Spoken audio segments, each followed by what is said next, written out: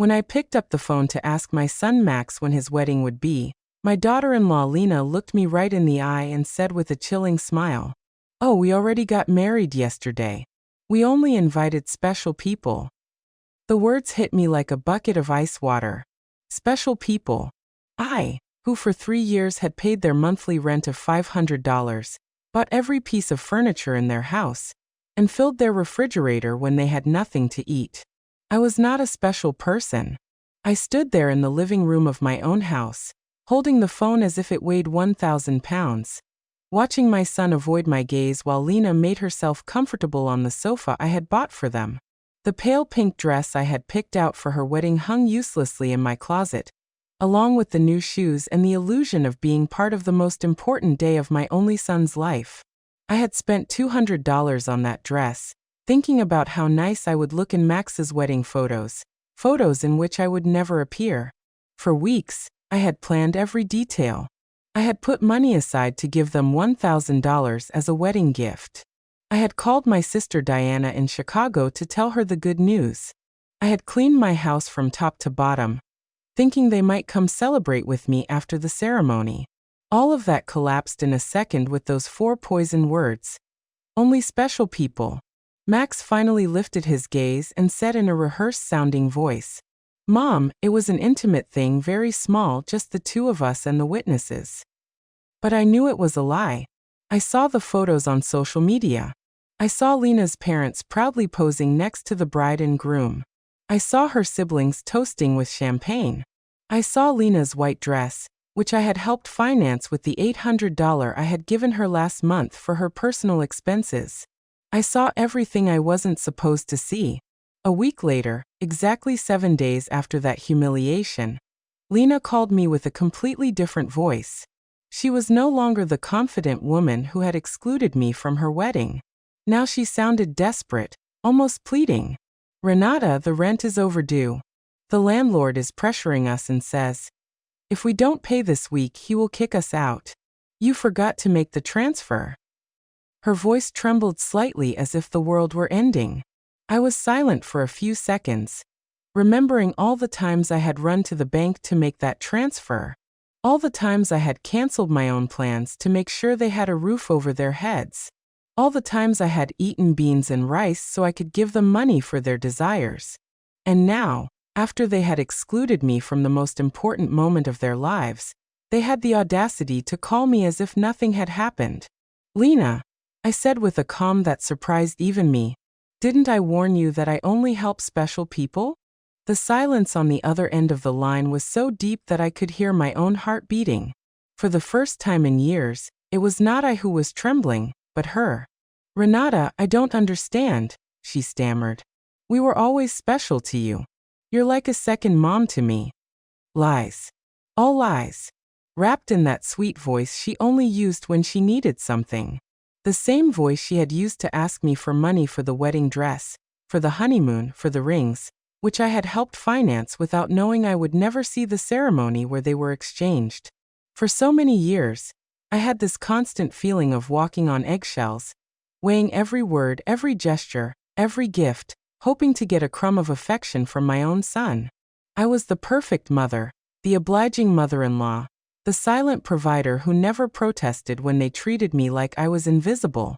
But that phrase, "only special people," awakened something in me that had been dormant for far too long. I had calculated in my head how much money I had spent on them in those 3 years. Between rent, food, gifts, emergencies, and whims, it was over $20,000. $20,000 I had taken from my retirement, from my savings, from the money my late husband had left so I could live my last years in peace. And what was all that for?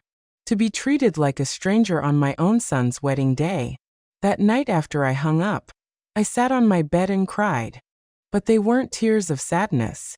They were tears of anger, of accumulated frustration, of years of silently endured humiliation.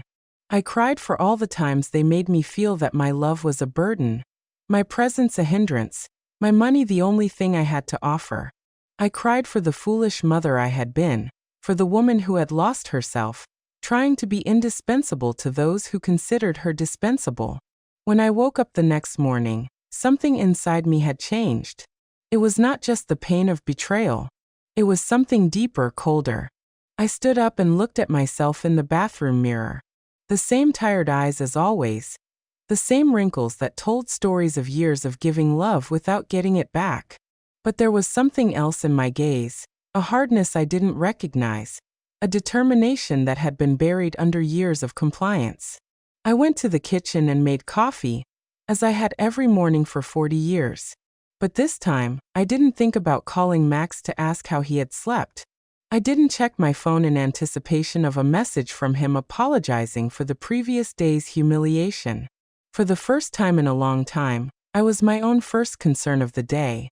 I sat at the table where I had so often planned surprises for them, counted bills for their expenses, and cried silently when they treated me with indifference. Now this table would be a witness to something completely different. I took out my checkbook, my bank statements, and started to do the math. I wanted to see in exact numbers the extent of my own foolishness. Monthly rent of $500 multiplied by 36 months was $18,000. Food and supplies approximately $200 a month was another $7,200. Birthday gifts, Christmas gifts, anniversary gifts at least $3,000. Alina's medical emergencies, $800. The car loan they never paid me back, $2,500. The air conditioner repair in their apartment, $600. The living room furniture, $1,200. $33,400. That was the exact sum of my generosity. $33,400 I had wasted from my husband's inheritance, from my pension, from the savings I had put aside penny by penny for decades of honest work.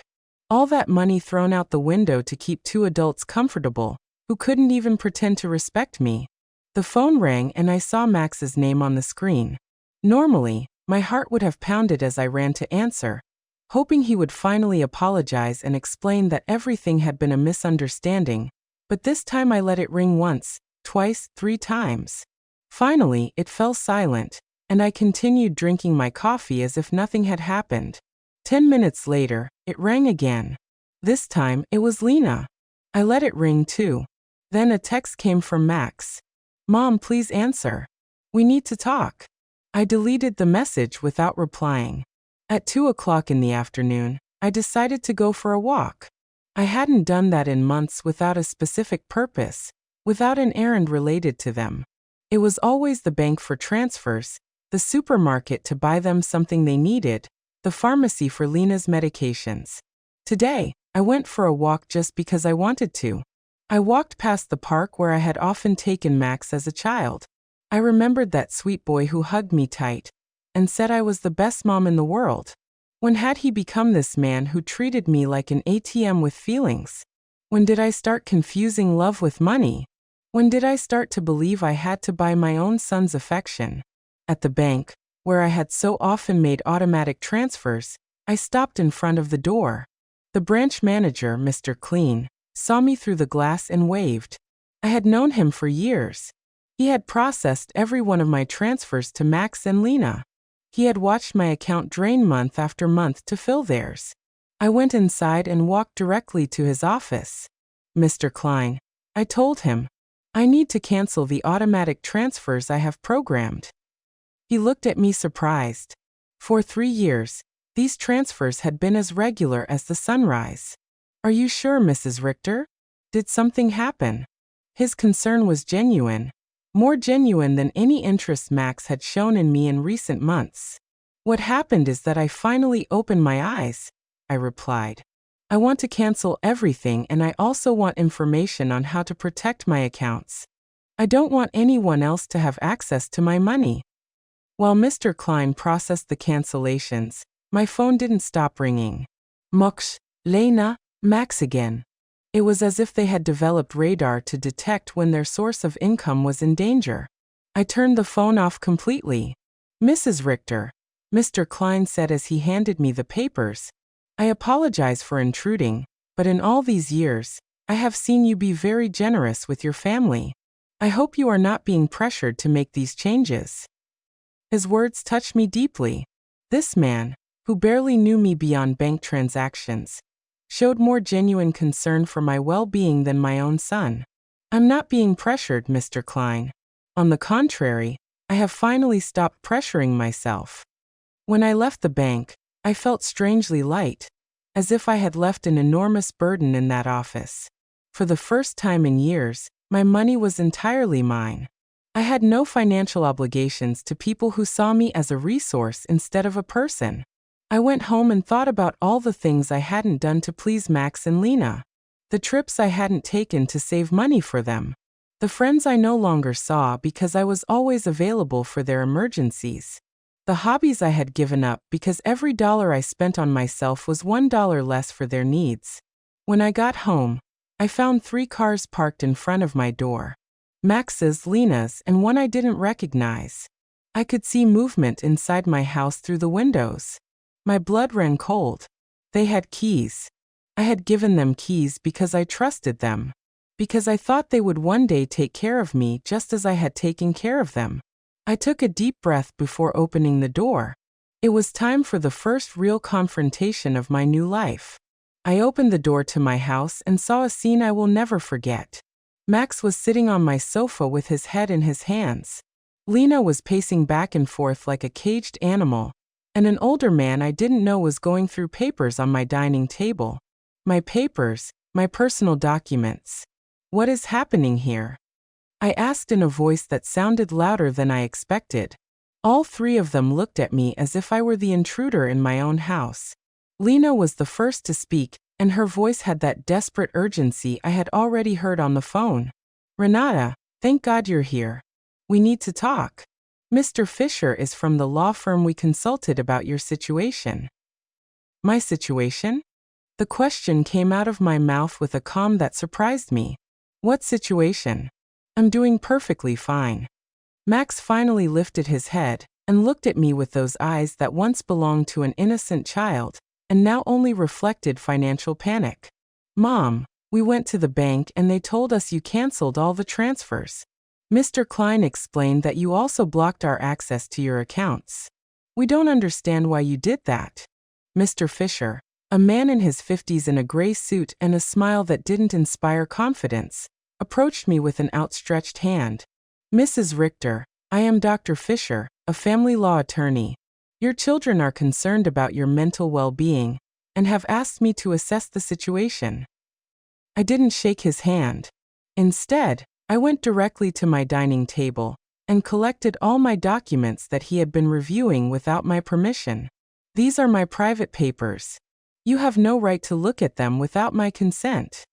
Mom, Max interjected with that condescending voice he had perfected in recent years. We're worried about you.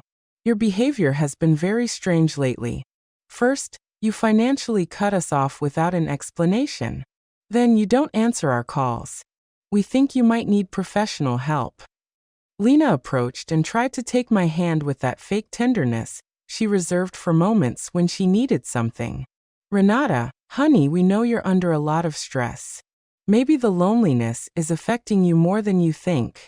At your age, episodes of confusion are normal. The word confusion echoed in my head like an alarm bell. Now I understood why they had brought the lawyer. It wasn't about helping me. It was about declaring me mentally incompetent and taking control of my finances. The same woman who had told me they only invited special people to their wedding was now treating me like a senile old lady. I am not confused, I said with a firmness that silenced everyone. I am clearer than I have been in years, and you are going to leave my house right now. Mr. Fisher interjected with that professional voice lawyers use when they want to sound reasonable. Mrs. Richter, I understand you feel overwhelmed, but your children have a right to intervene if they believe your ability to make financial decisions is impaired. They have documented several concerning behaviors. Concerning behaviors. The laugh that came from my throat was hoarse, almost cruel. Like what? Deciding that my money belongs to me?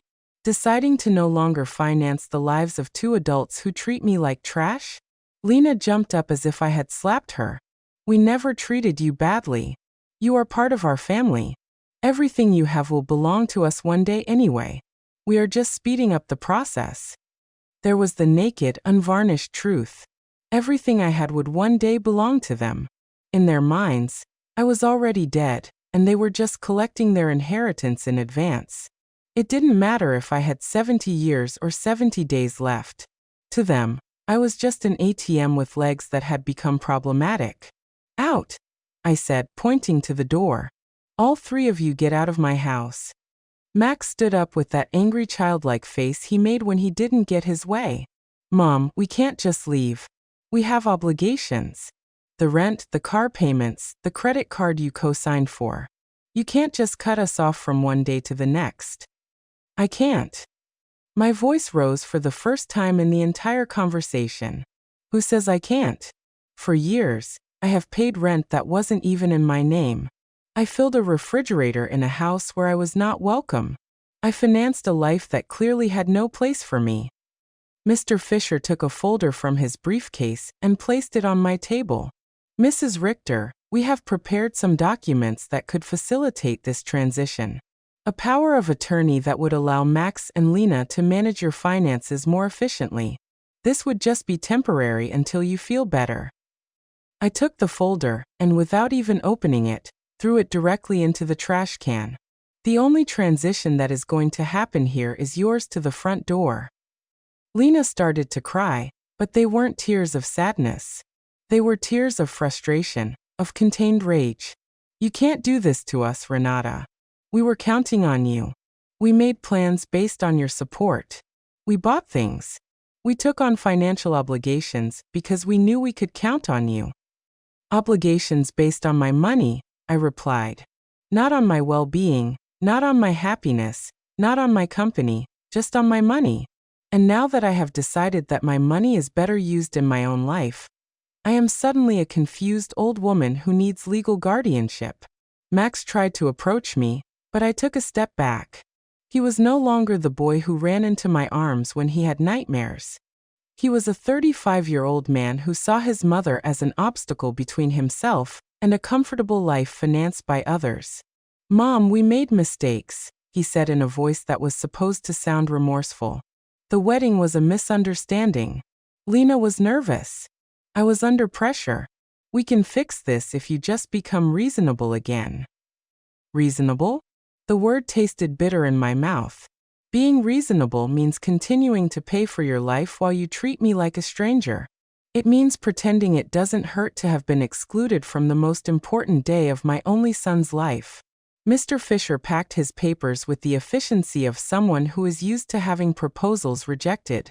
Mrs. Richter, this is not over. Your family has legal options. If you are indeed making irrational decisions due to mental health problems, a judge can determine that you need guardianship. His words were like a blow. I realized this was not just a manipulative family visit. It was a real legal threat. They wanted to declare me incompetent to manage my own affairs. Mr. Fisher, I said, looking him directly in the eyes, I suggest you do your research thoroughly before you threaten a 71-year-old woman who has managed her finances flawlessly for 40 years, who raised her son alone after the death of her husband, who ran a household and worked honorably until retirement, and who until last week financially supported two completely capable adults. Lena stopped crying and looked at me with a coldness that finally showed her true face. This won't stay like this, Renata. We have rights and lawyers too. Perfect, I replied. Hire all the lawyers you want. With your own money, of course, because mine is no longer available to finance your legal tantrums. The three of them walked to the door with the wounded dignity of people who are not used to being told no. Before he went out, Max turned to me one last time. Mom, this is going to end very badly for you. You're going to end up alone with no one to take care of you when you really need it. Max, I said with deep sadness, but also with crystalline clarity, I am already alone. The difference is that now it's by my own choice, not by your neglect. As I closed the door behind them, I stood in my living room, surrounded by the most beautiful silence I had heard in years. It was the silence of freedom. That night, I couldn't sleep, but not out of sadness or regret, but out of adrenaline from having reclaimed control of my own life. I lay awake in bed, planning my next steps like a general preparing for a battle. If Max and Lena wanted to fight, I would give them a war. But it would be a war I would fight with intelligence, not with emotion. At 6 o'clock in the morning, I was already dressed and ready to go. My first stop was the office of attorney, Mr. Weber, a man I had met years ago when I was handling my husband's will. Unlike Mr. Fisher, whom Max and Lena had brought, Mr. Weber had an impeccable reputation and specialized in protecting the rights of the elderly. Mrs. Richter, he told me as I explained the situation, what your children tried to do yesterday is more common than you think. It's called elder financial abuse, and it's a federal crime. The fact that they entered your house without permission and reviewed your private documents also constitutes a violation. His words both calmed and worried me.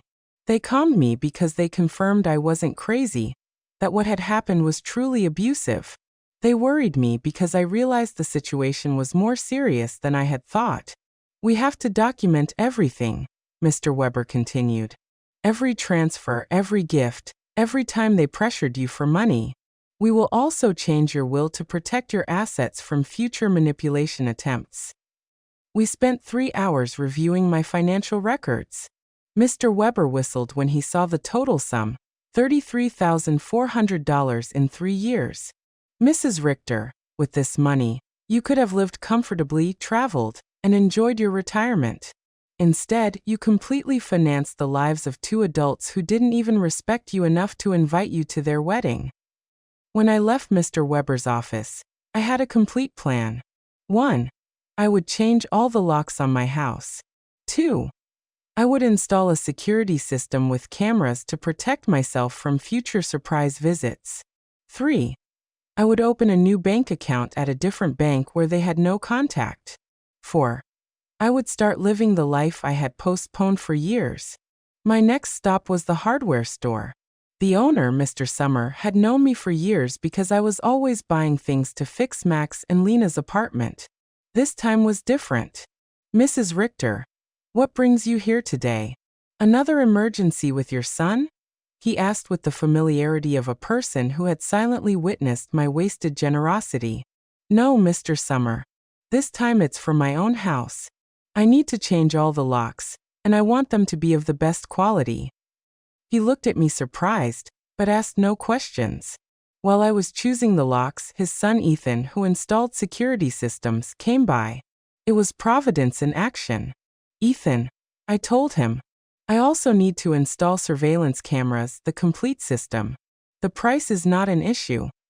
While they were preparing everything for the installation the next day, I received a call from an unknown number. It was Lena calling from someone else's phone because I had blocked her number after the previous day's confrontation. Renata, it's Lena. Please don't hang up. We need to talk like civilized adults. Speak, I said dryly. Listen, I understand you're upset about the wedding. It was a mistake. Max and I have talked about it, and we want to make it up to you. How about we have a special dinner to celebrate our wedding with you? We can do it at your house. Cook together like we used to. The manipulation in her words was so obvious that I almost had to laugh. Lena, how much rent do you owe exactly? The silence on the other end confirmed that I had hit a nerve. Well, it's 2 months. $1,000 total. But I'm not just calling for that, Renata. We really miss you in our lives. Do you miss me or my money? I asked directly. Both, she replied with surprising honesty. Renata, I won't lie to you. Yes, we need your financial help, but we love you too. You're important to us. If I'm so important, I said, why wasn't I important enough to be at your wedding? Why am I not important enough to get a call that doesn't ask for money? When was the last time you called me just to ask how I was doing? Doing? Another silence. We both knew the answer. Never. Lena, I'm only going to explain this to you once. For 3 years, you have treated me like an ATM with feelings. You used me. You ignored me. You humiliated me. And finally, you insulted me in the worst possible way. Now that the money is running out, You suddenly discover you love me. Renata, please. I cut her off. There is no please. You made your choice when you decided I wasn't special enough to be at your wedding. Now I'm making mine. I hung up and turned the phone off completely. I didn't want any more interruptions on my day of liberation. That afternoon, I went to the beauty salon I hadn't been to in over a year.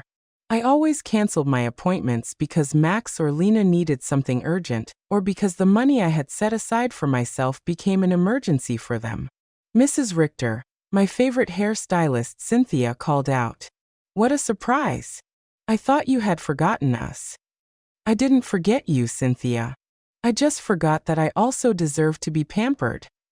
I treated myself to the full treatment. Cut, color, manicure, pedicure.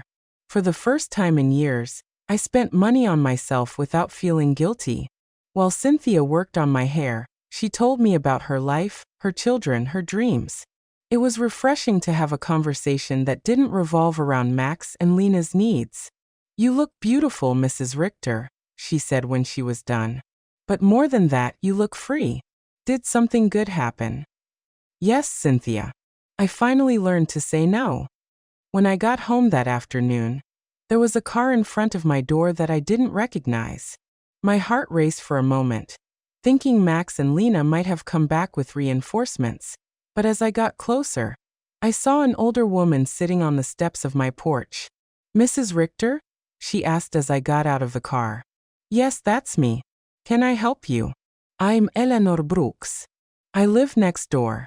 We've been neighbors for years, but we've never had a chance to talk. Yesterday, I heard very loud voices in your house, and I got worried. Is everything okay? Her sincere concern touched me deeply.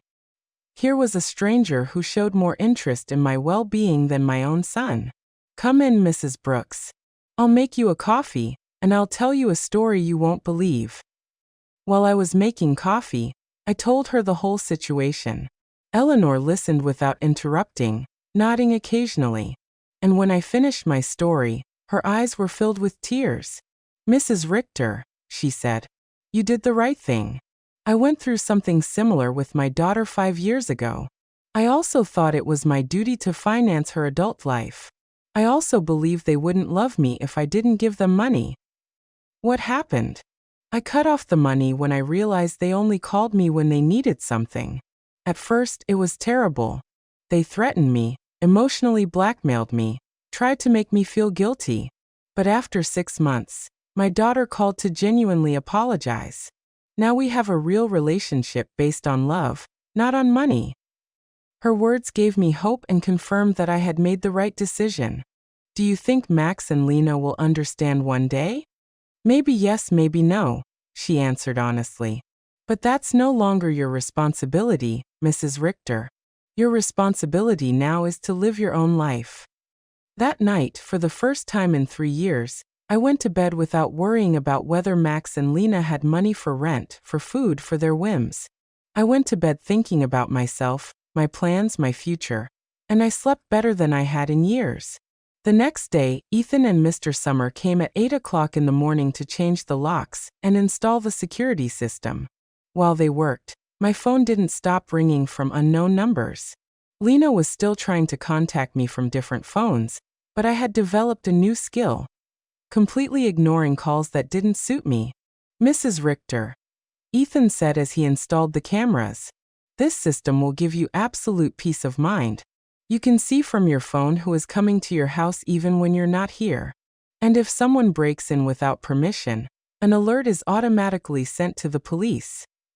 The irony was not lost on me. I was installing a security system to protect myself from my own son, but it didn't hurt as much as it used to. It was simply a practical measure to maintain my newfound peace. While they were working, I decided to do something I hadn't done in years: call my sister Diana in Chicago. We had lost touch because every time we talked, I would tell her about Max and Lena's successes, about how much money I had spent on them, about how proud I was to be able to help them. I now realized that our conversations had become financial reports disguised as family news.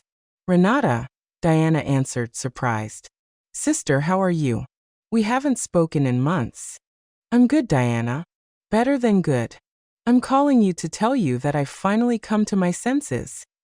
I told her the whole story from the beginning. The secret wedding, the humiliation, the visit with the lawyer, my decision to cut off the funding. Diana listened to me in silence. And when I was done, her answer surprised me. Renata, sister, it was about time. Every time we spoke, it broke my heart to hear you brag about how much money you gave them. As if love could be measured in dollars. I wanted to tell you something, but I didn't know how. What did you want to tell me? That Max never spoke lovingly about you when I saw him at family gatherings. It was always my mom helped me with this or my mom bought me that, but never, I miss my mom or I love my mom. It was as if you were a service provider, not a person. Her words hurt, but it was a necessary pain. Like when a doctor cleans an infected wound, it hurts, but it's part of the healing. You know what else I noticed? Diana continued. Lena always spoke about you in the future tense.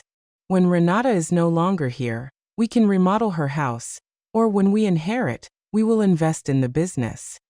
As if they were waiting for you to die to really live. This revelation hit me like a bucket of ice water. They didn't just see me as an ATM. They saw me as a temporary obstacle between them and their money. While I was trying to make them happy, they were planning their future without me. After talking with Diana, I sat in my kitchen processing all this information. Years of marriage to a man who truly loved me, 35 years of raising my son alone after my husband's death, and 3 years of financing 2 adults who saw me as a $100,000 obstacle. The doorbell rang and on the new cameras I saw it was Eleanor with a mug in her hands. I opened the door and she handed me a fresh brewed coffee. I thought you might need some company after everything you told me yesterday, she said with that sincere smile I had already come to appreciate. We sat in my living room and Eleanor told me more details from her own experience. My daughter said the exact same thing to me that Lena says to you. You're like a second mom to me. We're special to you. Everything will be ours one day anyway. Those are rehearsed phrases, Mrs. Richter. They learned them from the Emotional Manipulation Handbook. Do you think such a handbook exists? I asked half-jokingly. Not officially, but it seems everyone reads from the same book. Chapter 1 is Make Her Feel Indispensable. Chapter 2 is Create Constant Financial Emergencies. Chapter 3 is When She Resists, Question Her Mental Health. We laughed, but it was a bitter laugh. It was both funny and tragic to recognize such predictable patterns in our own children's behavior. Did you ever feel guilty for cutting off the money? I asked Eleanor. Every single day for the first 3 months, she answered honestly. But then I started to see the results. My daughter had to get a second job. Her husband stopped playing golf every weekend and started looking for extra work. They learned to live within their means. And more importantly, they learned that I was a person, not a resource. That afternoon, I decided to do something I had postponed for years. Visit my husband's grave. I always made excuses not to go because Max or Lena needed something urgent, or because the taxi fare was better invested in one of their emergencies. The cemetery was quiet and beautiful. Robert's grave looked a bit neglected because I hadn't been there to clean it in months. I sat on the grass next to his headstone and talked to him as if he were alive. Robert, my love, I think I lost myself for a while. After you left, I put all my energy into Max. I wanted to be the best mother in the world, thinking somehow he would grow up without a father, but I think in the process I forgot to be myself. The wind blew gently and for a moment I felt like he was listening to me. Our son has become someone I don't recognize. Or maybe he was always like this and I didn't want to see it. His wife as well. You know how she is. The money you left for me to live peacefully, I spent it taking care of them. But not anymore, my love. I have learned. I cleaned his grave, replaced the withered flowers with new ones, and stayed there for another hour, simply enjoying the peace. For the first time in years, I was not in a hurry to get home to solve a crisis for Max and Lena. When I got home, there were 3 cars parked in front of my door again. My heart raced, but this time, I was prepared. The cameras showed me that it was Max, Lena, and two other people I didn't recognize. Everyone seemed agitated, talking to each other and pointing at my house. I didn't get out of the car. Instead, I called Mr. Weber, my lawyer. Mr. Weber, they are at my house again. This time, they've brought more people. What should I do? Don't get out of the car, Mrs. Richter. I'll be there right away, and I'll call the police. After our conversation yesterday, I requested a temporary restraining order. They are not allowed to be on your property. Minutes later, Mr. Weber and two police patrol cars arrived. I watched the officers talk to Max and Lena. Saw my son gesticulate angrily. Saw Lena crying again, but this time her tears did not move me. One of the officers approached my car. "Ma'am, you can get out safely. Your visitors are going to leave immediately." As I got out of the car, Max shouted at me from the street. "Mom, this is ridiculous. We're your family. You can't call the police on your own son." "Max," I replied with a calm that surprised even me. "Family doesn't threaten lawsuits for mental incompetence. Family doesn't break into people's homes without permission. Family doesn't treat their mothers like ATMs." Lena screamed from across the street. "You're going to pay us everything you owe us. We have bills you co-signed for. You can't just abandon us like this." Mr. Weber interjected. "Mrs. Richter, any future communication must be through my office, and I suggest you consult with an attorney before making collection threats, because my client has full documentation of all the payments she voluntarily made for 3 years." I watched them drive away in their cars, defeated, but not giving up. I knew this wasn't over, but for the first time in this situation, I felt confident. I had professional help. I had emotional support from Eleanor. And more importantly, I had mental clarity about what was right and what was wrong. That night, Eleanor invited me to her house for dinner. I met her daughter who was visiting, and I was able to see with my own eyes what a healthy family relationship looked like. They spoke respectfully to each other, asked sincerely about each other's lives, and laughed together. The daughter didn't ask for money once the entire evening. I wanted that with Max too. I confessed to Eleanor after her daughter had left. "And maybe you'll get it one day," she replied. "But first, he has to learn that you are a person who deserves respect, not just a source of income." For the first time in weeks, I went to bed feeling hopeful about the future. The next few days were strangely peaceful.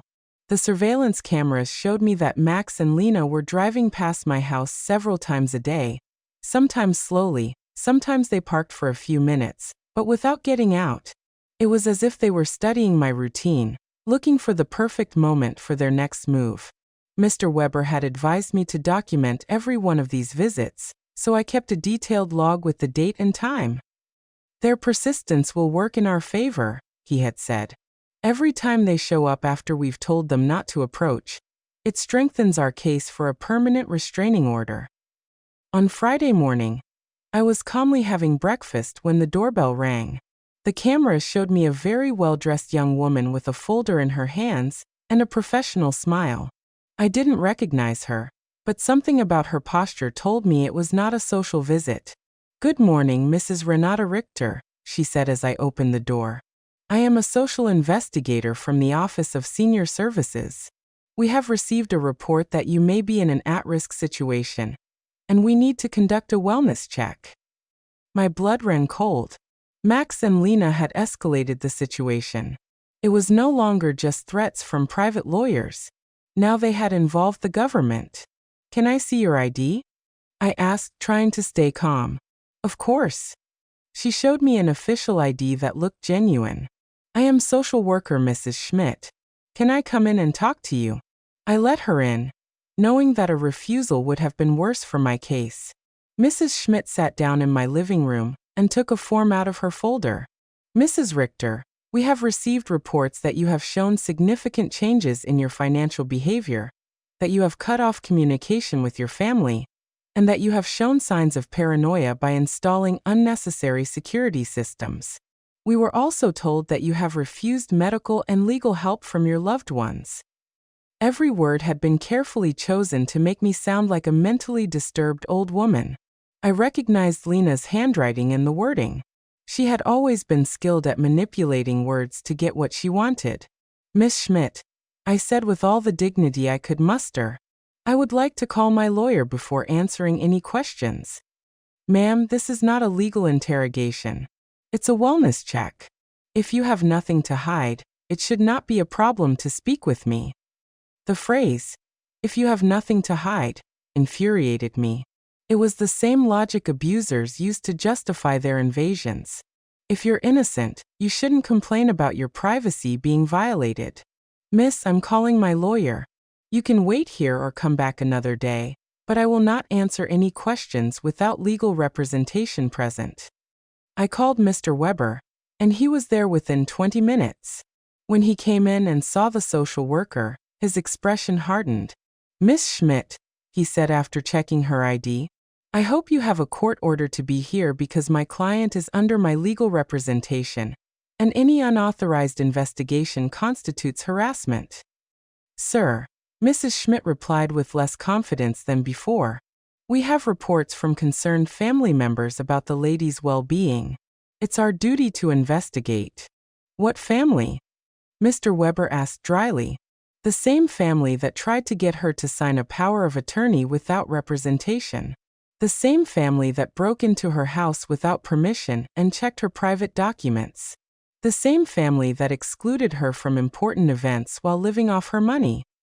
Mr. Weber took a folder from his briefcase and placed it on the table. "Here I have complete documentation of my client's financial and emotional abuse. $33,400 that were withdrawn from her accounts in 3 years. Systematic social exclusion and emotional blackmail. If someone needs to be investigated here, it is not my client." Mrs. Schmidt reviewed the documents with growing discomfort. It was obvious that the information she had been given did not match the reality she had in front of her. "Mrs. Richter," she said finally, "can you explain to me why you so abruptly stopped financial support for your son?" "Because I finally discovered they were using me," I replied simply. "Because I realized that to them I wasn't a mother, but a bank account. Because I was tired of financing the lives of people who saw me as an obstacle." "But don't you feel it's your responsibility to help your family?" The question outraged me. "Miss Schmidt, my responsibility as a mother was to raise my son until he was 18, to educate him, and to give him the tools to be an independent adult. My son is 35 years old, married, and perfectly capable of supporting himself. Financing his adult life is not my responsibility. It is my choice, and I have chosen not to do so anymore." Mr. Weber interjected. "Miss Schmidt, would you consider it normal for a 35-year-old adult to be unable to pay his own rent without the help of his 71-year-old mother?" Mrs. Schmidt did not answer right away. I could see she was re-evaluating the entire situation. "Mrs. Richter," she asked after a moment, "do you manage your own finances completely? I can show you my bank statements, my investments, my tax payments. Everything is current and in order." "Do you live independently?" "As you can see, I keep my house clean. I take care of myself physically. I drive my own car. I have healthy social relationships with my neighbors."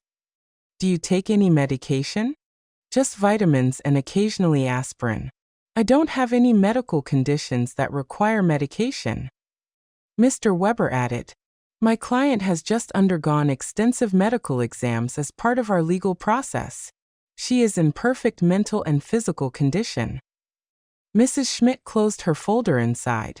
"Mrs. Richter, based on this conversation and the documentation I have reviewed, I see no indication that you are at risk or in need of intervention. I will close this case." After she left, Mr. Weber and I remained silent for a few minutes. "Renata," he said finally, "this is going to continue to escalate. Max and Lena are spending money they don't have to hire professionals to try to have you declared incompetent. Does that mean they are desperate?" "It means that exactly. What else can they do? They can file a lawsuit for incompetence. It's expensive and hard to win. But if they find a sympathetic judge and a psychiatrist willing to testify in their favor, they could get a guardian assigned. The thought terrified me. They could take control of my money. They could try, but we have solid evidence that you are completely competent, and that they are motivated by greed and not by genuine concern. That afternoon, I called Diana to vent. "Sister," she said after hearing my story, "do you notice how far they are willing to go for money? They are risking family relationships, spending money on lawyers and doctors, destroying their own reputation, all to get access to your bank account again." Her words made me think. Max and Lena had completely revealed their true nature. There was no going back. There was no possibility of a genuine reconciliation. To them, I had never been a mother or a respected mother-in-law. I had always just been money on legs. This revelation, although painful, was also liberating. I no longer had to wonder if I was making the right decision. I no longer had to feel guilty for protecting myself. They had proven for themselves that my emotional and physical well-being was less important to them than my money. That evening, Eleanor came to visit with a surprise. She had invited her friends from the garden club to meet me. "Renata," she introduced me. "These are my friends Cynthia, who you already know from the salon, Maria, Carmen, and Alfreda. We have all been through similar situations with abusive family members." We spent the evening sharing stories. Maria had had to set boundaries with a brother who constantly asked her for money. Carmen had cut off her relationship with a daughter, who only visited when she needed money. Alfreda had had to change her will after she found out her grandchildren considered her their retirement plan. "What hurts me the most," I confessed, "is not losing the money I gave them, but realizing that I never had the love I thought I had." "Renata," Alfreda said with the wisdom of her 80 years, "true love cannot be bought or sold. If you had to pay for it, it was never real." Her words were a balm for my wounded soul. She was right. I had bought attention, not love. I had financed an illusion. Illusion. "You know what I've discovered?" I said to my new friends, "that loneliness surrounded by people who don't love you is worse than being lonely on your own. At least now, when I am alone, I am in good company." Everyone laughed, and we toasted to our newfound wisdom. That night, after my new friends had left, I sat in my garden thinking. The stars shone brighter than ever. Or perhaps I was seeing them with clearer eyes. For the first time in my adult life, I was completely alone financially. I had no dependents, no financial obligations to anyone but myself. And instead of scaring me, this reality excited me. I could travel when I wanted. I could remodel my house. I could buy myself nice clothes. I could donate to charities that were important to me. I could invest in my own future instead of financing the present of ungrateful people. Freedom tasted like hope. And for the first time in years, I wanted to plan my future. A month after the psychiatrist's visit, I thought I had finally won the war. I had settled into a beautiful routine. I calmly had breakfast and read the newspaper. I tended to my garden, had lunch with Eleanor or one of my new friends. And in the afternoons, I devoted myself to activities I had given up for years. I had started painting again, something I was passionate about before I became Max and Lena's personal financier. But on a Thursday morning, while I was painting flowers on my new easel, Mr. Weber came to my house with a grim expression that made my blood run cold. "Renata, we need to talk. Max and Lena have filed a formal lawsuit for mental incompetence in family court. They are requesting to have a legal guardian assigned to you." The words fell on me like stones.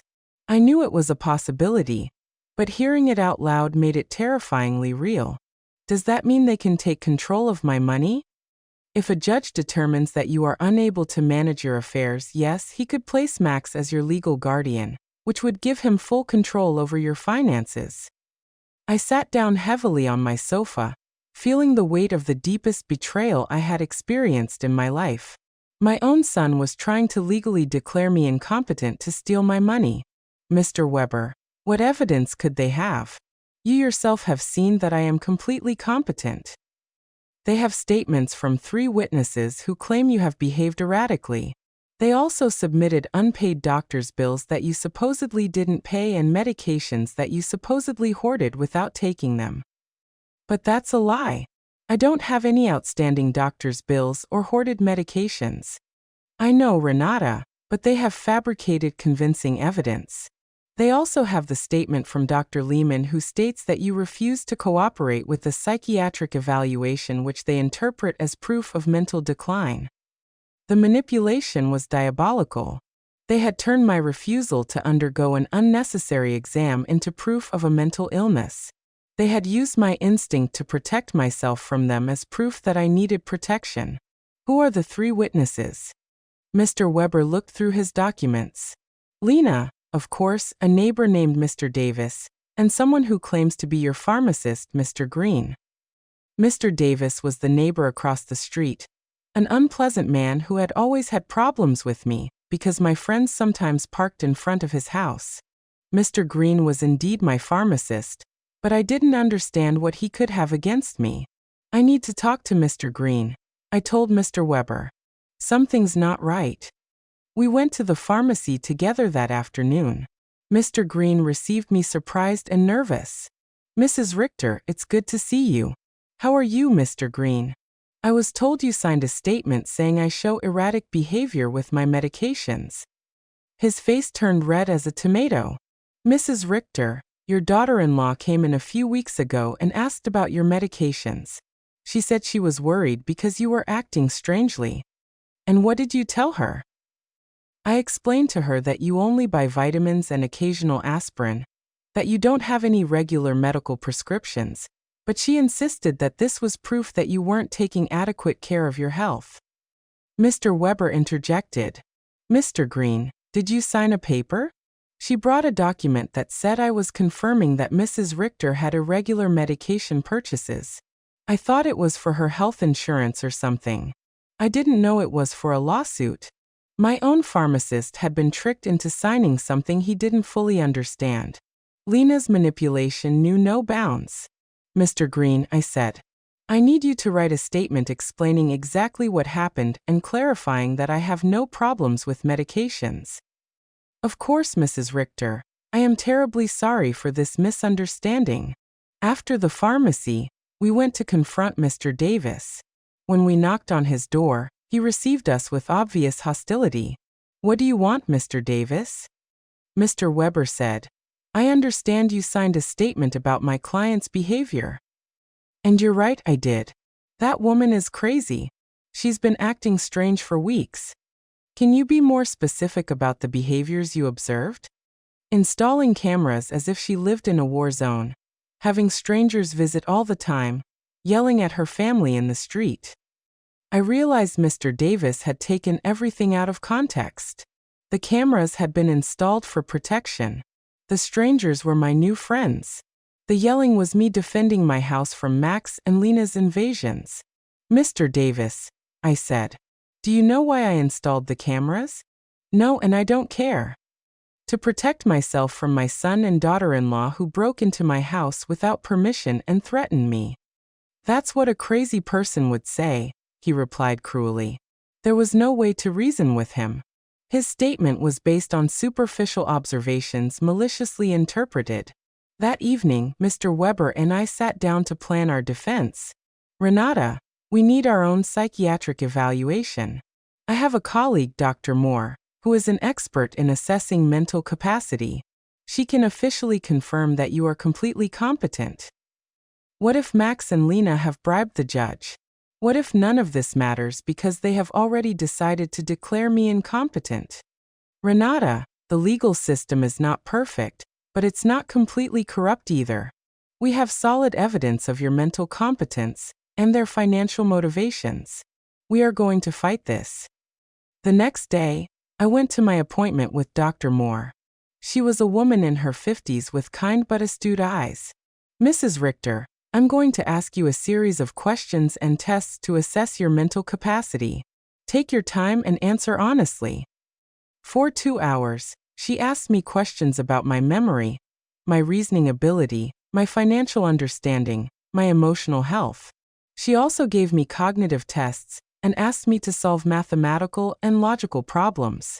Mrs. Richter, she said at the end, your results are well above average for your age. You are not only mentally competent, but your cognitive function is excellent. Doctor, why do you think my family is doing this? Based on what you've told me and the documents I've reviewed, this seems to be a classic case of elder financial exploitation. Unfortunately, it's more common than people think. I left the consultation feeling validated but also sad. The professional confirmation of my mental health was a relief, but it also confirmed that the lawsuit was real and necessary.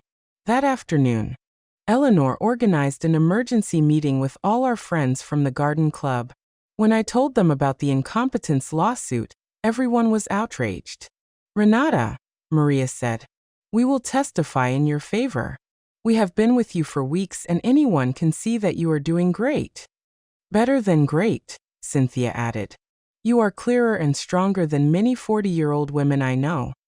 Alfreda, with her 80-year-old wisdom, took my hands. Renata, my dear, what your children are doing is nothing new.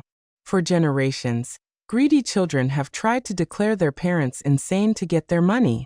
But you have something many of these victims didn't have. Documentation, legal support, and friends who can testify for you. Her words gave me hope. I was not alone in this fight. I had an army of strong women who had witnessed my transformation firsthand. You know what the saddest thing about all this is? I said. That Max and Lena are willing to destroy any future possibility of reconciliation for money. Even if I were willing to forgive everything so far, there's no going back from this. And maybe that's for the best, Cynthia replied. At least now you know exactly who they are, and you can act accordingly. That night, for the first time since this nightmare began, I really cried. Not out of sadness, but out of grief. I said my final goodbye to the son I thought I had, to the dream of a loving family, to the illusion that unconditional love was reciprocated. But something new also emerged within me, an iron determination not to let myself be stripped not only of my money, but also of my dignity and my freedom. The war had officially begun, but I was ready to fight. The trial came 3 weeks later. I woke up early, put on my best black suit, and looked at myself in the mirror with a determination I had never felt before. Today, not only my mental capacity would be judged, but also my dignity as a person, my right to live free from abuse, my value beyond my bank account. Mr. Weber came at 7 in the morning to go over our strategy one last time. Renata, remember, the burden of proof is on them. They have to prove that you are incompetent. We just have to show that you are not. And what if the judge is already biased? Judge Miller has a reputation for being fair. I researched his past cases and he doesn't automatically favor families. He is dedicated to protecting the rights of the elderly. We arrived at the courthouse at 9 o'clock in the morning. In the hallway, I saw Max in a new suit that he probably bought for the occasion and Lena dressed in black, as if she were at a funeral. Maybe it was the funeral of our family relationship. When our eyes met, Max avoided my gaze, but Lena held my gaze with a coldness that confirmed that for her, this was just a business transaction. Their lawyer was an older, elegant man with the kind of confidence that comes from winning similar cases before. When he began his opening statement, his strategy was clear: to portray me as a confused old woman who had been manipulated by strangers to alienate me from my loving family. Your Honor, he said in a solemn voice, Mrs. Renata Richter has shown a clear mental decline in recent months. She has cut off all financial support for her family, without a rational explanation. She has installed unnecessary security systems due to paranoia and has isolated herself from her loved ones under the influence of neighbors and lawyers who are obviously taking advantage of her vulnerable situation. Every word had been carefully chosen to make my self-empowerment sound like dementia, and my freedom sound like external manipulation. Then they called their witnesses. Lena was the first to testify, and her performance was Oscar-worthy. She cried as she described how I had completely changed, how I had become hostile and paranoid, how I had isolated myself from the family that loved me. Your Honor, she said in a trembling voice, Renata has always been like a second mom to me. Seeing her mental decline has been devastating. We just want to help her get the care she needs. Lies wrapped in convincing tears. When Mr. Weber cross-examined her, the cracks in her story began to become visible. Mrs. Schuster, can you tell the court when was the last time you called my client without asking for money? Lena stammered. Well, we always talked about many things. Can you give me a specific date? I don't remember exact dates. Is it true that you and your husband got married without inviting my client? It was a very small ceremony. Is it true that when my client asked about the wedding, you told her that you had only invited special people? Lena's face turned red. Those words were taken out of context. What would be the right context to tell your mother-in-law that she is not a special person? She couldn't answer convincingly. Max was next.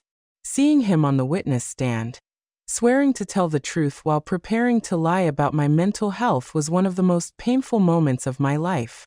This was the boy I had raised alone, the one I had dedicated my entire life to.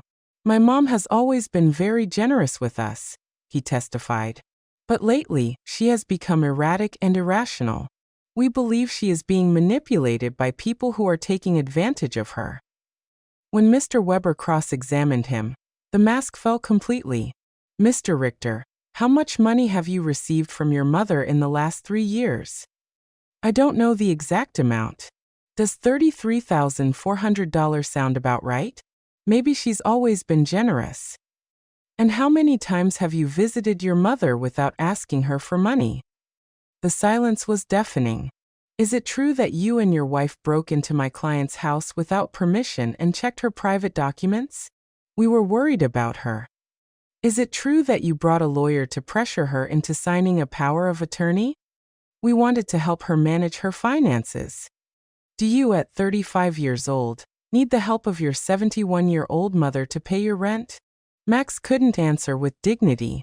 Mr. Davis testified about my supposed erratic behaviors, but when Mr. Weber asked him for details, he admitted that he had never spoken to me directly, and that all his information was based on superficial observations.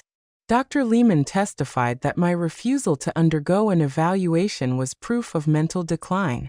But Mr. Weber submitted the documentation of our evaluation with Dr. Moore, which completely refuted his conclusions. Then it was our turn. Mr. Weber first called Mr. Green, my pharmacist, who explained how he had been tricked into signing a statement that distorted my medication buying habits. Dr. Moore testified about my excellent mental state and presented the results of the cognitive tests, which had been flawless. Mr. Summer from the hardware store testified about my mental competence and explained that my decisions to cancel automatic transfers were completely rational and had been processed correctly. Eleanor and my friends from the Garden Club testified about my clarity, my newfound vitality, and my ability to maintain healthy social relationships. Finally, it was my turn to testify. I stood up with dignity and walked to the witness stand, feeling the weight of 71 years of experience, of wisdom gained through pain, of strength discovered in adversity. Mr. Weber guided me through my testimony, letting me tell my whole story. The $33,400 spent in 3 years, the humiliation of being excluded from the wedding, the constant emotional manipulation, the violation of my privacy, the legal threats. Mrs. Richter, Mr. Weber finally asked, why did you decide to stop financial support for your son and daughter-in-law? Because I finally understood that what I was getting from them was not love. I replied in a clear, loud voice. It was a commercial transaction disguised as a family relationship. My money was welcome, but I as a person was not. Do you regret your decision? I only regret that it took me so long to make it. Max's lawyer tried to make me appear confused during his cross-examination, but I answered every one of his questions with clarity and precision. When he tried to imply that my new friendships had manipulated me, I explained to him that for the first time in years, I had relationships based on mutual respect and not on financial interest. In his closing argument, Max's lawyer insisted that I was a victim of external manipulation. Mr. Weber's rebuttal was devastating. Your Honor, what we have seen here is not the case of an incompetent old woman, but that of a woman who has finally found the strength to free herself from years of financial and emotional abuse. The plaintiffs have presented no real medical evidence of mental incompetence. What they have presented is frustration because their source of income has decided to exercise her legal and moral right to protect her own resources. Judge Miller retired to deliberate for 2 hours that felt like 2 years.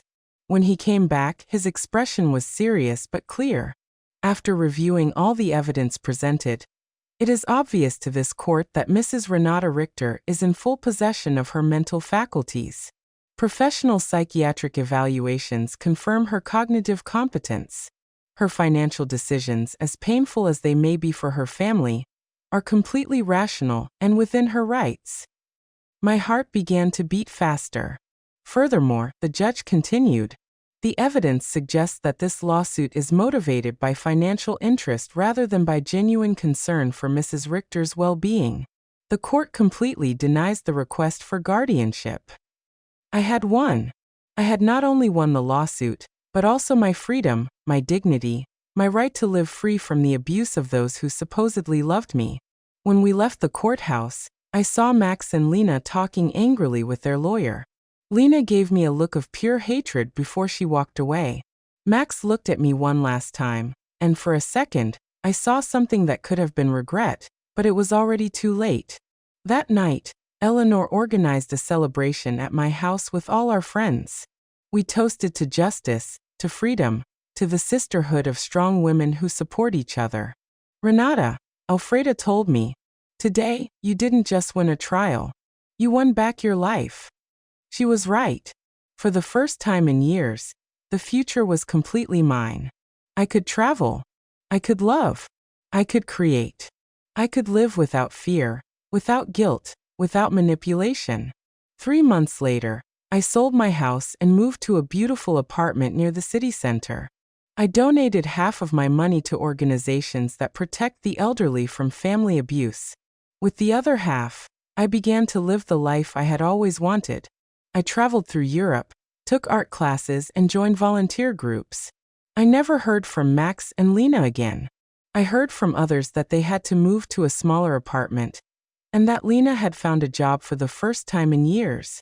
Perhaps the adversity would teach them what my generosity never could: the value of honest work and independence. Some nights, when I look at the stars from my new balcony, I think about the woman I was a year ago, fearful, manipulated, believing I had to buy love.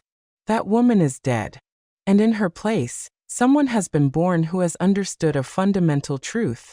True love never has a price, and freedom is never too expensive. My name is Renata. I am 72 years old, and I have finally learned that the most important person I have to love and protect is myself. If you liked my story, you can support me by making a donation so I can write more stories. Thank you in advance. And you, what would you do in this person's place? I would love to hear your opinion, so please share it with me in the comments. I'm always curious about what you all think. Also, write me where you heard this story. For more life stories like this, like the video and subscribe to my channel. There are many other stories waiting for you. With heartfelt greetings. Until next time.